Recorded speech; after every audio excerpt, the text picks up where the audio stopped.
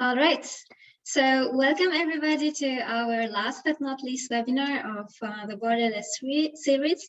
And in today's webinar, we will be talking about migration policies in Europe, whether there are enabling or disabling policies. And we will we'll be looking at the examples of Germany, France, and Italy.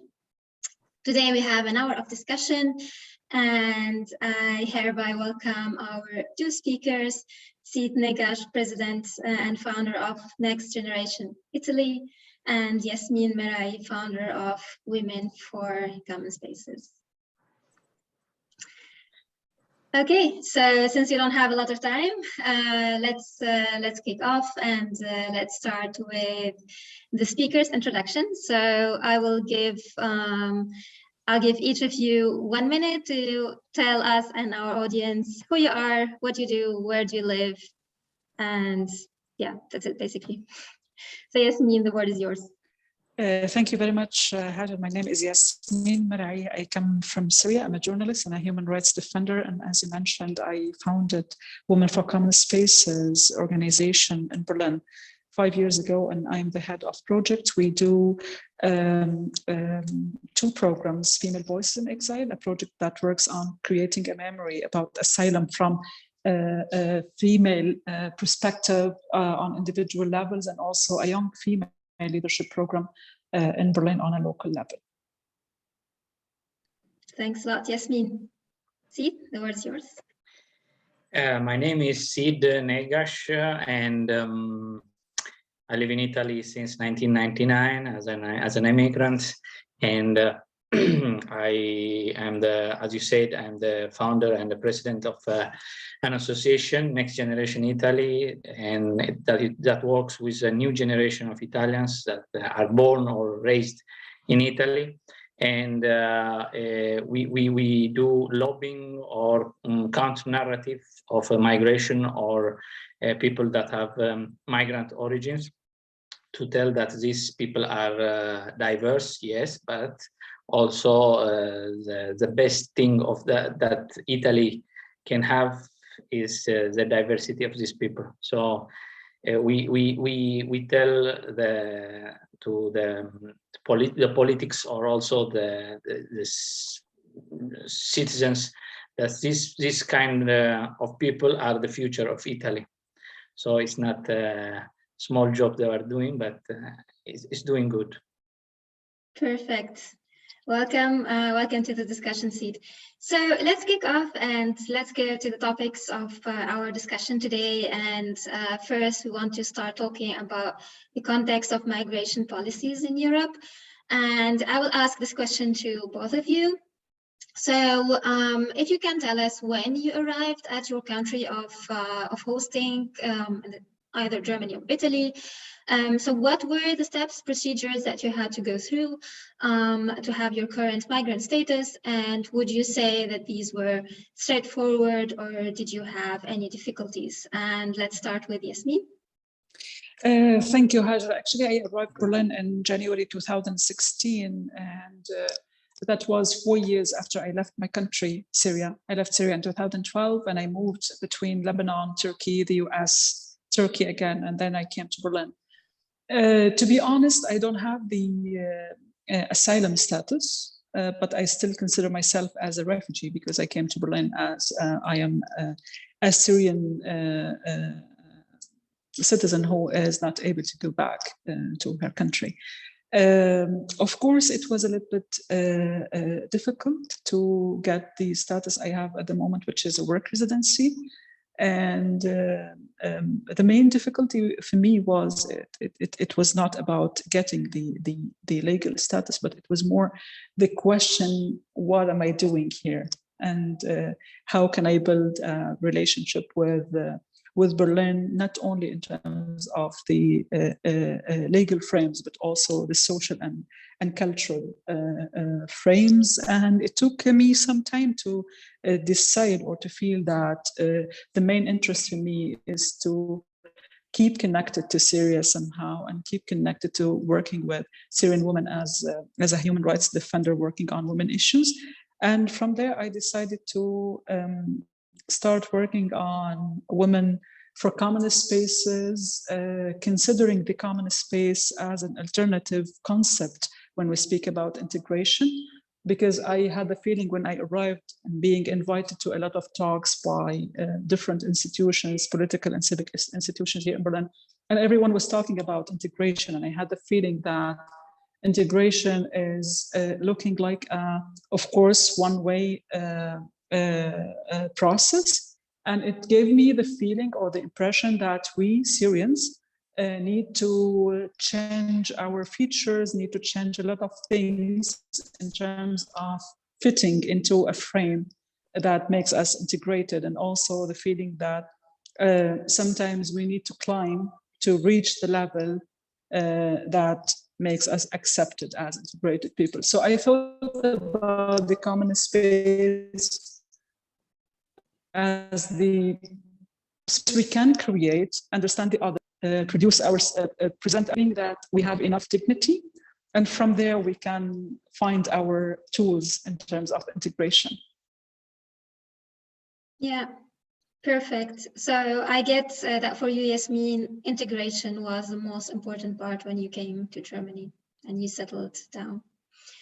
Okay, Sid, if you can share with us your story. 20 years of story.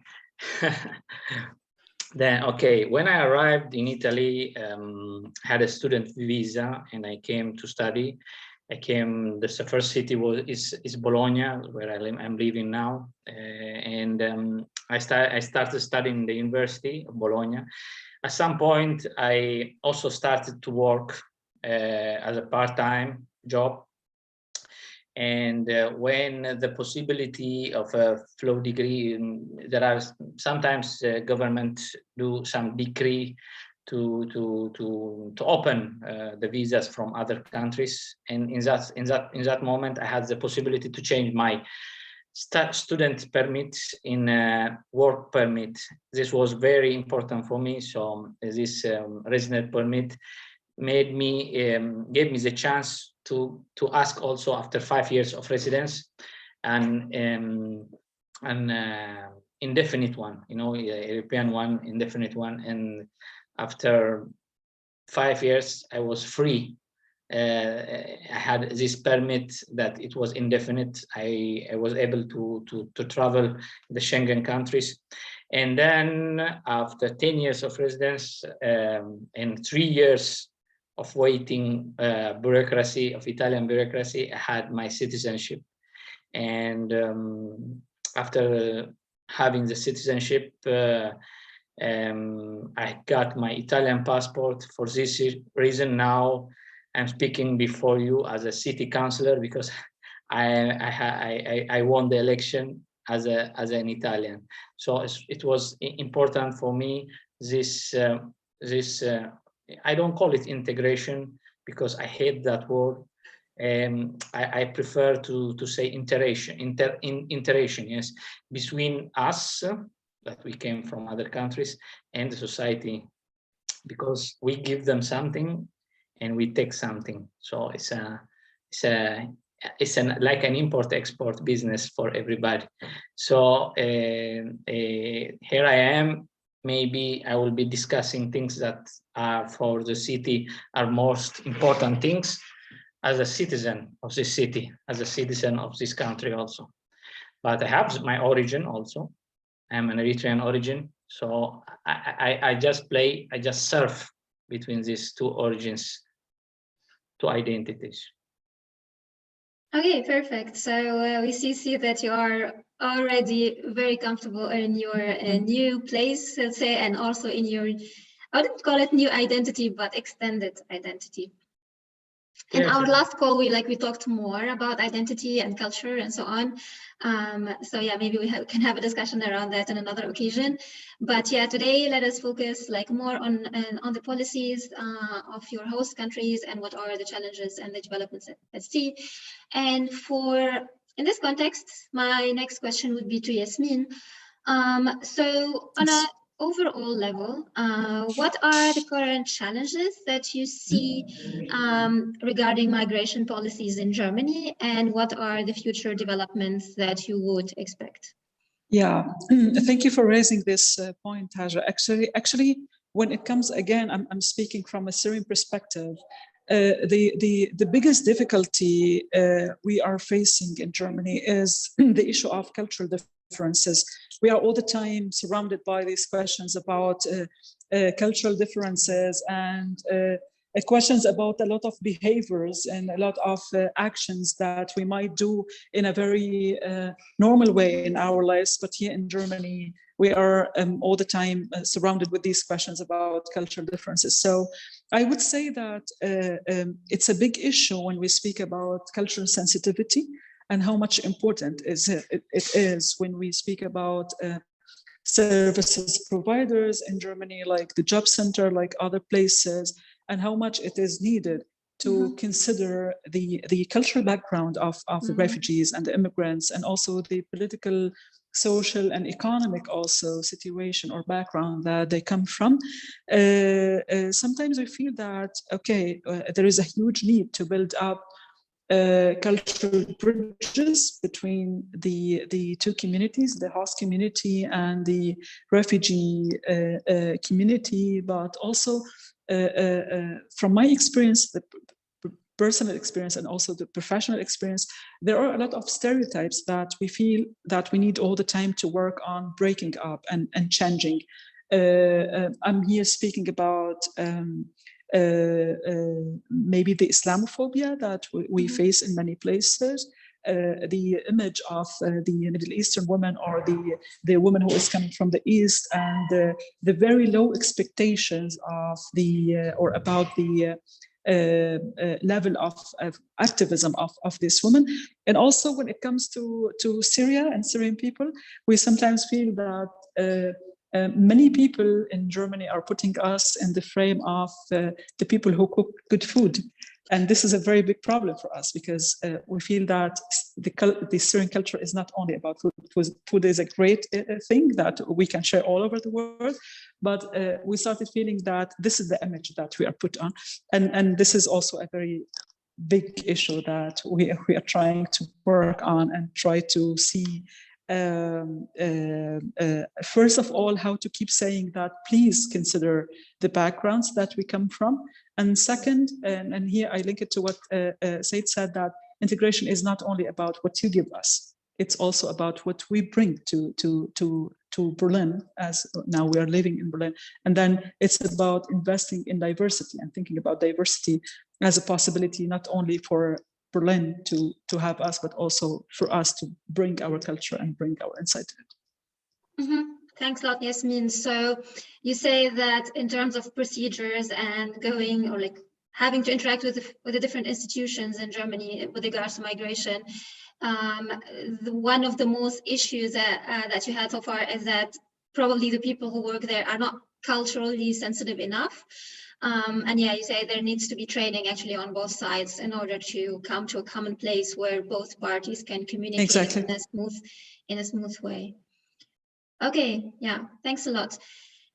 My next question is to Sid, and we'll be looking at the Italian migration system. So Sid, can you name one strength and one weakness of the Italian migration system? It's a difficult question, you know. One strength. If I have to choose the strength of this, the Italian reception system, what you call it, the reception migration policies, is which I think the best thing is it's always evolving and exchangeable. It's new for Italians seeing this lot of migrants just 30 years. And we have more than 154 nationalities in Italy. You know, there are a diversity of migrants. There are no nationality linked to the colonial powers. You know, for example, in England you have more Indians or Asian or South African or something. And in Spanish countries you have the colonies in South America. In Italy, because it's new, we have 154, which is almost 20 nationality less than the one inscribed in the United Nations. So it's a lot. And this is good. This means that this system should evolve, should change every time, because it have a new problem to solve. This is the strength of this policy. And as you asked me, also there are weaknesses, you know. It's still restrictive. Means we have a country which have its own history. It's a fascist history. Fascism, as I think in Germany. In Germany, they had the psychotherapy. I think they have done the psychotherapy of Nazi regime, because there was a trial, and they start changing. They has also the wall of Berlin. You know, the two countries becoming one, and so on. In Italy, it was never done. So the mentality, the fascist mentality, is there, hidden, you know. So accepting new arriving people, different, not Aryans, no, not white or blonde, I think is very difficult. And we have to say also that this country was a country of emigration till 20 years ago, I think. Till now also, because we have 200 and something thousand every year that go from Italy and go in other countries, in Australia or in Britain, to work. So it's new. It's a child of immigration policy, if we can say that. But it's evolving also, because it should be inside of the framework of European policies.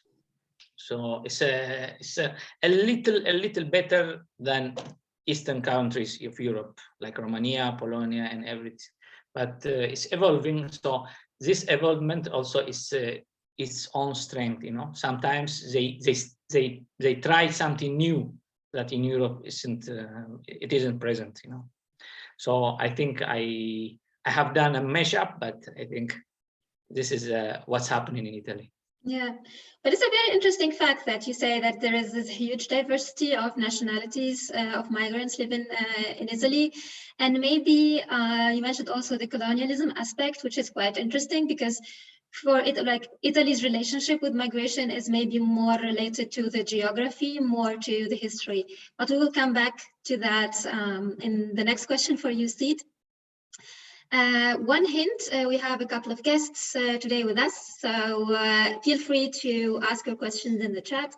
If we have time at the end, we will come back to them. So yeah, if you have questions to our guests, just write them in the chat. And in the second section of our discussion today, I want to talk with you about the role of migration policies in Europe in shaping the perception about migration. And here we will start with the disabling aspect. That's what we called in the title of our event today, and disabling with regards to perception. And here I will name an example from the news. It's related to France. And we lately heard that there has been a decision in France to reduce the number of visas granted to people from the Maghreb, so basically people from Algeria, Morocco, and Tunisia. And this is just an example. So if we think about similar policies in a general way, and Yasmin, based on the work that you do about migration, how do you see the implications of this and similar decisions in shaping the perception of migrants in the common public?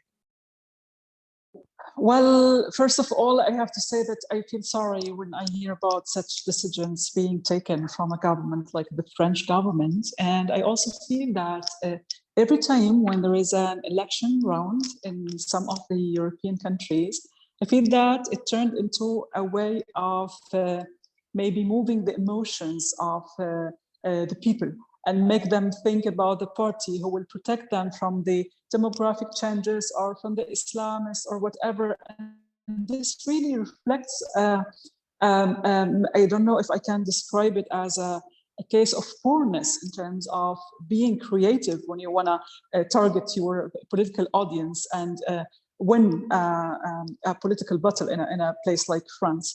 I would say that what makes me really sorry that many of these politicians or decision makers in France, I don't know how much they are thinking about the role of immigrants in terms of politics, in terms of social life, in terms of culture and professional life. And we all know that during the last 2 decades, there were a lot of ministers who came from Moroccan and Algerian and Tunisian backgrounds, like many of the women, like Rashida Dati, like Najat Belkacem, like others. And this means that the French can't really avoid the fact that there are a lot of active people who are coming from these waves of immigrants.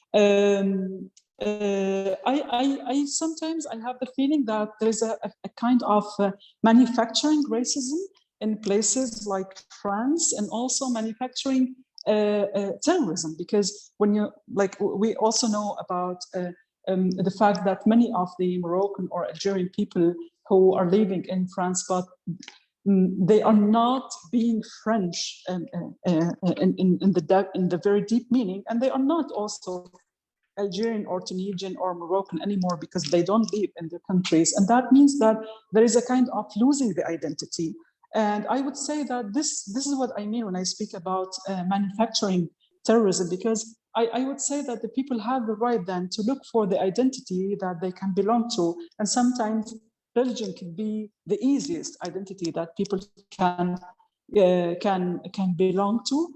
And here it's a very big question to these politicians. What do they want to achieve through such decisions? And also when we speak about the power in the world now, and see that if we can still say that Europe has kind of political power in the world. So I would say that they also need to look at the needs of the people in a place like Morocco or Algeria, or Tunisia or Syria or any other place. And why do people want to come to a place like Europe, and what do they expect? So yeah, of course, it's affecting the opportunities of people on a human level.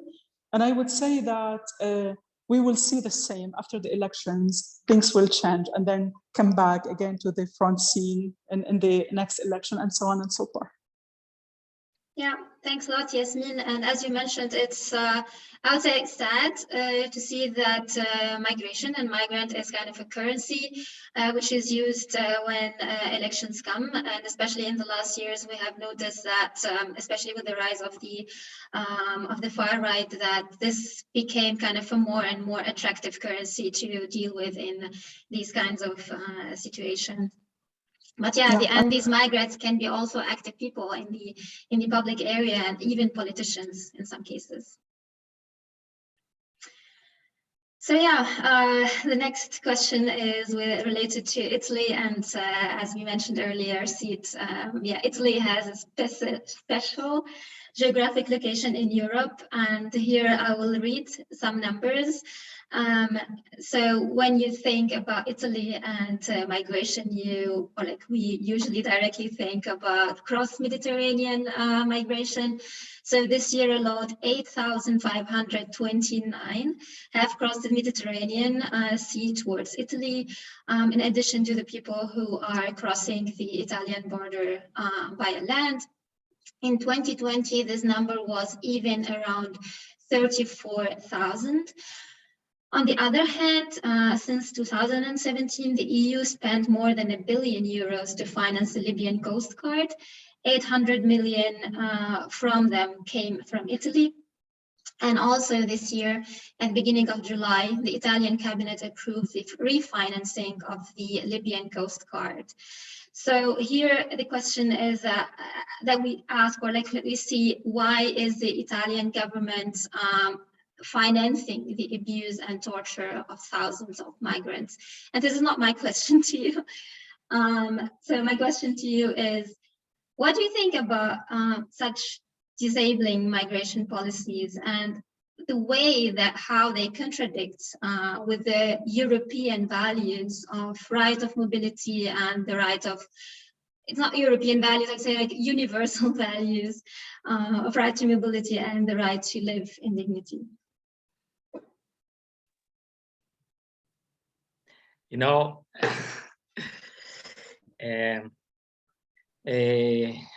what do you call it, hypocrisy, no? And as just a political way of gambling. This, I call it as a gambling with human lives. And the cost is always human lives, that for the European side of the story, it has no costs. And these billions that you were saying is nothing, because it's electoral way of solving the problem, because they are not solving it. Because closing, creating walls, invisible walls, but there are walls in Mediterranean Sea is not solving the problem. But the policy started many years ago, in 2006, you know, the Rabat process, 20 years, yes, it's almost 20 years. They made this agreement with Morocco, and the way to arrive in Spain, you know, to close the border with government of Morocco and other countries. So there was a bilateral agreements between individual EU states, that they have done since 2006, Spain and other countries, and various government of North Africa. I will give you money and you have to stop the migrants. And then it was the Khartoum process in 2014 and the treaties of Malta in 2015, which was the continuation of this kind of games. They were closing one door and the migrants were changing the way to come to Europe. So from Morocco, so the people changed, started coming to Libya, and they started with Khartoum process. Khartoum process because the eastern, the Horn of Africa countries, because of the war, Somalia, Eritrea, Ethiopia, and many countries, they started coming to Libya and coming to Italy in Lampedusa. For that reason, the Khartoum process. The Khartoum process is very, very strange, schizophrenic agreement, because they made in the table the same countries that they were creating the migration to solve the problem of migration. It's very funny, you know, saying the dictatorial regimes saying the people are fleeing from that country because they couldn't live there. So saying that these people are the same people that will control the migration is very, and they give them money. The same Treaty of Malta 2015 and the Treaty of Turkey in 2016 to stop the Syrians to come to Italy or Greek and then to continue to Eastern Europe. So at the end, they made a direct memorandum treaty in 2017, Italia and Libya. So Italia, and made by an interior minister, Marco Minniti, which is from the left side, a party of the left side. So they say always they are near the migrants, they are socialists, maybe blah, blah, blah. And at the end, he made it the first memorandum treaty with Libya. And it was directly from his ministry and some part of the government, you know, and not changing even a comma. They continue to refine. They changed government in Italy, and they changed till 2020, as you were saying before, you know, and now maybe 2 months ago, and they re-gave the money to the same people that were traffickers, human being traffickers, illegally recognized by many international courts. Okay, these same people now they changed their shirts. They became Coast Guard, official Coast Guard of Libya, and they have every instrument to stop the migrants. So what's happening in Libya? the Coast Guard, they stop the migrants that they start fleeing from the coast of Libya. They bring them back. They put them in the prisons. In the prisons, they sell them and to the traffickers. And the traffickers, they ask money to put them in other ships, and then they stop them, and then they put them in the prisons. And this circular economy created. So they take money from Europe, they take money from the migrants, okay, and they live as heroes because they are also governmental entities. So this is what happened in Libya. And Europe, using Italy, is part of this agreement, because it's not only Italian, this agreement. I will tell you, this is an European agreement. So they are just how we call it, they are playing with the blood of people, you know, the blood of these migrants. And one day, I think one day, when everything will come out, it will be one of the historical moments that they should answer of it, you know, because they are doing this agreement, and we all know about it. We are all talking about it. United Nations talking about it in the reports, and everybody knows what happens in the prisons of Libya.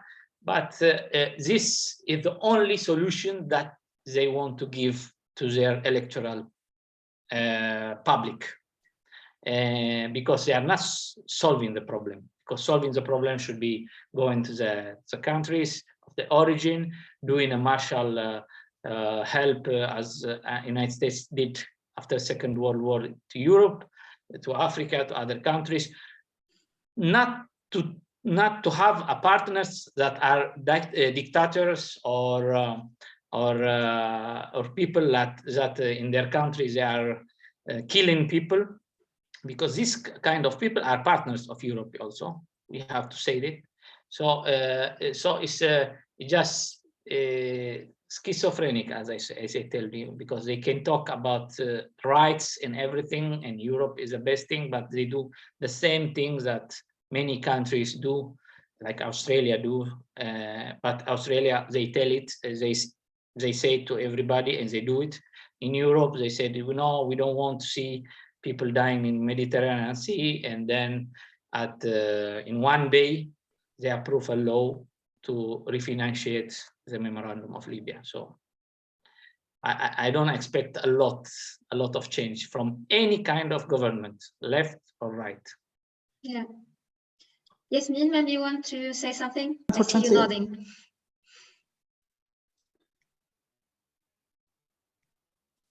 No, actually, but while Said is talking, I'm also thinking about the Syrian case and how many refugees try to pass the Mediterranean from Greece to Italy, from Turkey to Greece first. And you know that many Syrians died in the Mediterranean. And the other thing, this is something that we keep trying to tell German people here, that the majority of Syrians, first, they were not able to get visas. The only way was to take the rubber boats from Turkey to Greece. The second thing, that Turkey made a lot of money because all the Syrian people who took the rubber boats took these Turkish rubber boats and paid at least 1,000 euros when it was very cheap per person to take the rubber boat with 50% risk of dying at the Mediterranean. But even the families who want to ask about the bodies of their sons and daughters, they can't. Nobody at the moment can advocate to know the destiny of these the bodies. The other thing is now the amount of Syrian people who are stuck in Greece, and Greece never opens the gates for these people who are stuck there to pass and go, and they really live in miserable situations. And also like the situation of people who are living in it's shameful to forget the name, Moria, the Moria camp. It's one of the very have a very bad luck to live there. So I cannot say that they don't know about these facts, that they are only ignoring the fact that there are these people who were willing to have the chance to have a better life, but they were not lucky to.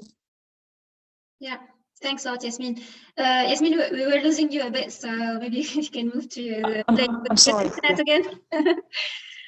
Otherwise, yes. So what's happening in the border of Europe is definitely not very positive, I would say, and the least that we can do is to raise awareness and, as Yasmin said, also raise awareness inside Europe for people here, so that also they do the necessary pressure from inside to change. I don't know if I can add one thing here, Sure. Hajar. It's about also the attractive stories that media is interested in publishing. At the moment, Syria is not an interesting issue for media to cover, but before, at many times we were asked as journalists and as reporters for juicy stories about Syria, that and all the time we need to show up in the image of the survival, not the victim, forgetting all the bad things that we went through, which is also not fair in terms of raising awareness about what's happening in Syria. Yeah, that's a very good point, Yasmin. Thanks a lot. Yeah, the fact that some stories get out of fashion at some point, even if they are still very relevant. For example, Syria, for example, Libya, they are both still very relevant, and the situation is not any better than 2 years ago. But yeah, there are trends in the media, and the second point is also very relevant, the fact that you show the hero, but also you need to show the story, like the bad events which happen before they become heroes. All right, thanks a lot. That was our section about talking about the challenges and the disabling effect. So yeah, maybe now if you try to look at migration policies in Europe from another angle, and let's say from the positive side, so what have been achieved in the positive direction in that sense. And yeah, Yasmin, you have mentioned in the beginning that you have lived in different countries before. So if you compare your experience in Germany to the other countries, what would you say has been done well in Germany, or what is good in German migration policies compared to other countries? Well, to be honest, Hajar, I can't absolutely compare Germany to Lebanon or to Turkey, because in Lebanon, we can't ask Lebanon for a lot of things that the country cannot offer to people there. And I was there in 2012, which was like almost 9 years ago. In Turkey, I was there between 2013 and 2015. And at that time, Turkey had different interests than now, and we had these kind of open possibilities to access the country without a visa, and then things turned into a very different situation because of the political issues there. But in Germany, I would say that first of all, I mean, of course, we are sometimes facing racism, sometimes facing difficulties in different levels of our lives as individuals. But I also have to be honest and say, if you have something here and you want to do it, you can do it, because there is a real law that protects you, and you don't need to go through corruption processes to achieve anything. You only need to work hard, and then you achieve what the law offers you. It's a little bit, of course, difficult when we speak about learning language in a very short period sometimes, but the German law in terms of asylum, it's very clear. You have different sections, and you decide yourself where to be, and then from there you can decide in how long, if you wanna get the open residency or the citizenship or whatever. There are very concrete steps that you can follow, and if you match the requirements, you're gonna achieve it, which is very positive for someone coming to Germany and willing to. Okay, so I think I get from you the important thing, or like the positive thing, is access to opportunities. if you can say that, and also the rule of law and the fact that the procedures are already set, and if you follow the procedure, then hopefully you will, I mean, not hopefully, but in most of the cases you will come to a result, and there are no other ways around it in that sense.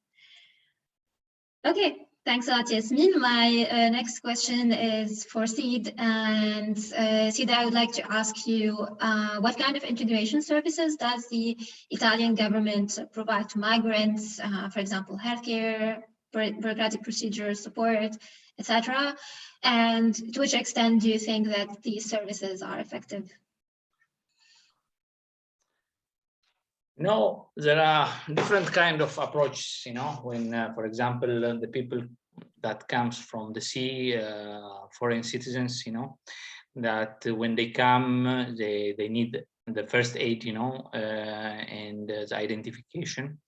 And sometimes when they are rescued at sea, because this entrance is irregular, national territory, and so they take them to the centers near the sea. There are pre-identification, and it starts. These centers are called CPR, and in these places, the migrant, this first level of reception centers, they have they can see their health conditions, and there what you call it, there are a big camps where the people can decide to ask asylum in Italy or not to ask asylum, because there are not entry visas, legal entry visas in Italy. Most of the people that come irregularly automatically ask asylum. Mm-hmm. to remain in Italy. For that reason, if there are people that have no right to ask asylum, which they call them the economic migrants, all of them also people coming from countries like Tunisia, or mm-hmm. there are agreements with Italy. So they put them in CPR centers, which are where they can wait pending the executive order from the for expulsion of the country. They can put them in planes to go back their country, or after I think 60 days or 90 days, they can go out and become invisible migrants without papers. Yep. But the ones who have some sort of paper in asylum seekers or international protection and everything, they transfer them in other centers where there is a system called CIPROIMI now, protection system of international protection, and can accompany foreign minors for both of them. So they have all the facilities, they have, for example, Italian language they can learn. They have, in Italy, the health system is a public health system, so for everybody. They are inside the system, and they have the permit to stay, the 5 years permit of stay, so they can be asylum, 100% asylum, political asylum, and they can be also international protection, called sussidiaria in Italy, and they can stay in Italy, and after 5 years, if they won't change the permit of stay to work and everything, they can do it. So there are also, when they get changed municipalities, in the municipalities, in the site period, the local administration can launch other initiatives to promote individual autonomy, as a citizens of their municipality. For example, as I told you, language training, career guidance, public service. Sometimes they give them also to transport system, to know their fundamental rights and duties to the for the duties and rights based on the constitution, Italian constitution, and searching jobs for them, or introduce them of some schools to make career and everything. So there is this kind of approach. The problem is with people that have asylum, it's more or less easy because it's 1.5 years of this CPROMI program, and then they are independent. They can search their job. They can have a job even when they are in application. So this is good also. They can also study in the university. In the same time, they are appliance in the period of appliance. And the problem is people that don't have a paper, and it's a lot. These people become invisible and become also part of the black market, you know, of the Italian economy, which is almost for 30% based on that. For example, people that work in agriculture. In the south of Italy, we have many people that work under these gang masters, caporali, they call it caporali, and they are paid €2, €2.50 per hour. Yep. In these tomatoes camps or other orange or everything. So they have done many laws to protect them, but it's still difficult because these people, they don't have anywhere to go. They have to leave. So they accept this kind of jobs. And so they become the new era slaves. This is one of the biggest problems, no? And it's almost accepted from the system. Okay, and I would be interested, what is the perspective for those people who work on the, who are invisible, as you said, and work in the dark market? Is there a way that they get their paper somehow? It's difficult because the only way to get papers is just waiting this sometimes every 5 years, maybe 4 years, there is a process called sanatoria, which means that they legalize people which are not legal. Yep. But they have to. It happened also 2 years ago, but the person itself should say that he was illegal. So he have to say also he was working with a as I told you, gang master or somebody who was giving him the work illegally. Yeah. So it was difficult to do it. So denouncing this kind of job is very difficult. It also is in relationship also with the mafia and everything, which is in Italy is one of the part of the society. Yeah, yeah. So yeah, Yasmin, because this point is interesting, like, is there a similar phenomenon in Germany as well? Do you know about that? Not really. And I just wanted to mention something that also the way of dealing with Syrian refugees, as we hear, is not the same way of dealing with other refugees, like the Afghani refugees, or like refugees coming. Add one thing in terms of the situation of refugees here, Hajar. During the last 6 years, there were hundreds of thousands of Syrian people who arrived here, but we are still facing the issue of not having the possibility all the time to get the right of the reunification. And here you see a lot of people who arrived here illegally, and they were waiting for getting the legal status, and then during waiting, maybe some of their sons or daughters past the age 18, and then they don't have the right to bring them.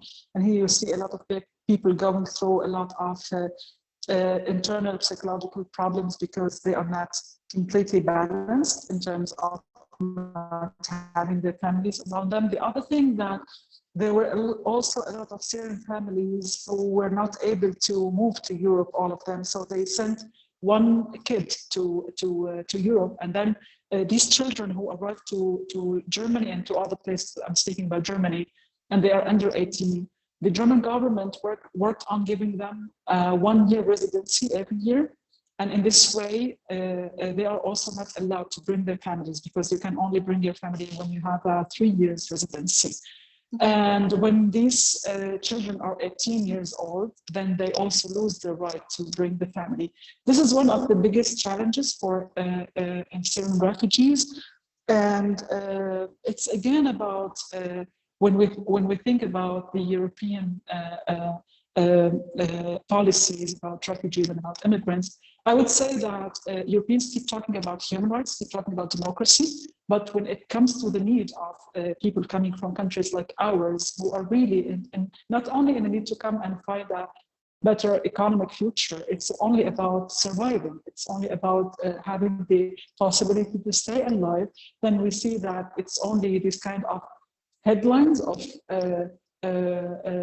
words and speeches that is completely empty of a real meaning. And this is a very huge question to European policy makers about the truth when they speak about human rights and speak about democracy. Yeah, understood. So our next question is about civil society, and both of you are active in civil society and you have your own organizations. So in your opinion, and I will start with Sid, what role does civil society play in compensating the lack of governmental services towards migrants? And please give us some example from what your organization does. It's difficult, the problem of the governmental system is the problem is that if you have an innovation or something that you can put, it can become a law. It takes a lot of time, to become a law. So the process is very long, and sometimes the innovation comes from civil society. Always, I can say, and what we do that we give them examples. we give them the examples and show them in a very smooth way that it can be done officially from the lower side, the lower system, the municipality, to the state, the government, and one of the examples is Unicore, which is a project started in Bologna and started with a partnership of the University of Bologna and UNHCR. We said that it can be done with the help of the Church of Bologna also, because they put the money in this program. We started a scholarship program for the refugees that were in Ethiopia and they were blocked there, to give them a legal pathway to arrive in Italy and continue to study. So they came by plane. They entered in Italy, they are studying, they are finishing now their master's degree, and this was done in a legal way. What we have done is creating a partnership. We went to the Ministry of Foreign Affairs. We showed them as a film, what could happen. And they said, and they entered in the partnership as a part of the program, the project.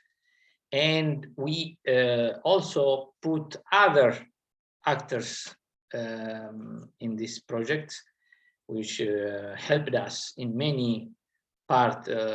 For example, some helped us to pay the flights. Some helped us to choose the best ones, because we took only 5 people. But these 5 people came to Bologna 3 years ago, and these projects went over. Now there are more than 20 universities open, and we arrived almost 100 people came this way without passing through Libya or the thing that I was saying before. and without suffering. So this is one way of showing the system that the legal pathway is possible. There are ways to do it. There are. It was very interesting for them that I was very happy when the Foreign Affairs of Italy went to Geneva and presented Unicore as a best practice of Italy. So it was one way of showing the system that you can change. It can be done. And in this diversity, in this way of working, it will cost you less because scholarships they are paying the universities. The state is not paying nothing. And you will have people that are high level educated. As a migrant, it's good for you as a country. And if one day these people can go back to their country and be the agents of change, in their country, it's good. Yep. Because it's a one way of doing it. This is what we do, and to show that it can be done. But sometimes it's difficult. Sometimes they listen. Yeah, that's a great example and a great initiative. Thanks for sharing, Sid. And I think something that you said is very important, that you said that innovation in this area is created by civil society, not by the government. So yeah, for those of you who are like more on the private sector, I think civil society to the government here is like startups to corporates. Because usually in government, like you have all the bureaucracy and the processes and so on, it becomes difficult to innovate and think out of the box, and civil society can do that. Great, thanks a lot. Yasmin, same question to you. What do you think the role that civil society plays in this regard? And if you can give us also a concrete example from your organization. I would say in terms of what our focus, I think that we need to play our role in terms of providing knowledge about ourselves, because when we speak about immigrants and host communities, it's very important to provide knowledge about ourselves. It's very important to create our own debates, and it's very important to, and this is what we are doing in Women for Common Spaces. First of all, I work with women on writing about their own experiences in terms of asylum, and speak about all the topics that they think Germans should know about us, but they don't know. This is one thing, and it's a kind of an original knowledge about us. The other thing, in the young female leadership program, it's about coming to the political parties and saying, okay, look, these are our real needs. And from there, advocate to change the policies about dealing with refugees and creating programs for civil society institutions when it comes to refugees. So again, focusing on creating the knowledge and distributing this knowledge in the language of the host community is something very, very important. And I think at some point, understanding the law of the hosting country is something very important, because starting from the law, we can learn how to defend our rights and how to ask for our rights, and then also avoid the cases of meeting a racist employee or whatever. Yeah. That's very important that you mentioned, Yasmin, understanding the law, understanding the framework that you move in. And in this regard, I'm just going to pick the question that we have in the chat from Morris. How do migrants help each other and in an organized way? And I think the two examples that you mentioned answer to this question perfectly. Migrants can help each other through being organized in civil society organizations and NGOs, and organizing initiatives to change the narrative, to change or like to suggest different programs to the government and change the way how the government deals with migration. So with regards to time, we'll move to our last question of today, and we had a lot of reflection today on different topics, on challenges, but also on positive things. So now, if I ask you, if I ask you about policy reforms, you'll probably think about many. But I would like to ask each one of you, what is, in your opinion, the top one policy reform that you would like to see in Europe in the upcoming years in regards to migration? And I will start with Yasmin. I will focus again on the topic I started with, working on cultural sensitivity, because from there, I think people can deal with each other on a human level, far away from all other identities and peers. Okay, cultural sensitivity and working on that. Thanks a lot, Yasmin. Sid, what about you? I think there are different levels, you know. For example, the reforms of immigration law, a unique immigration system in Europe for all the countries, which with no differentiation, no, of the levels. It could be one of the ways to solve this problem. For example, the Greek or Italy or Spain are the main countries that many migrants arrive. But if there is a unique system, they can be relocated. Every country can take some number of migrants, and it can be very less arriving in all Europe, you know, 500 million. So it's nothing. 100,000 in 8,000 you were saying this year arrived in Italy. So yep. It's nothing. This one thing, for example, in Italy, I hope that because of the municipalities are they have the integration system, no? At the end, the people lives in the municipalities, in the cities.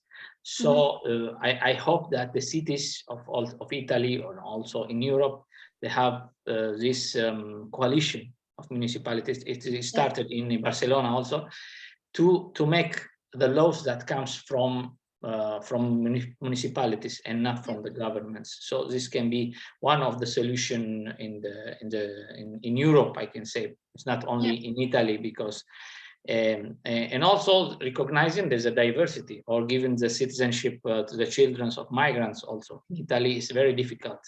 So in some countries, after 4 years, they give you citizenship. In Italy, after 10 years. So this kind of differentiation of law, recognizing some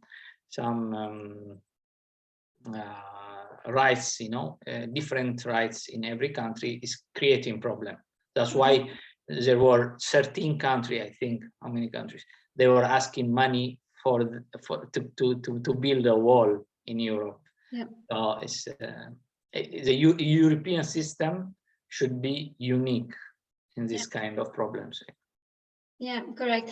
And Sid, you mentioned a very important point about giving or empowering the municipalities and giving them more, I would say, like space to define together with the government, like with the top government, the policies which needs to be in place. Because actually, at the end of the day, it sees the municipalities which are closer to the people and to the migrants and to their integration.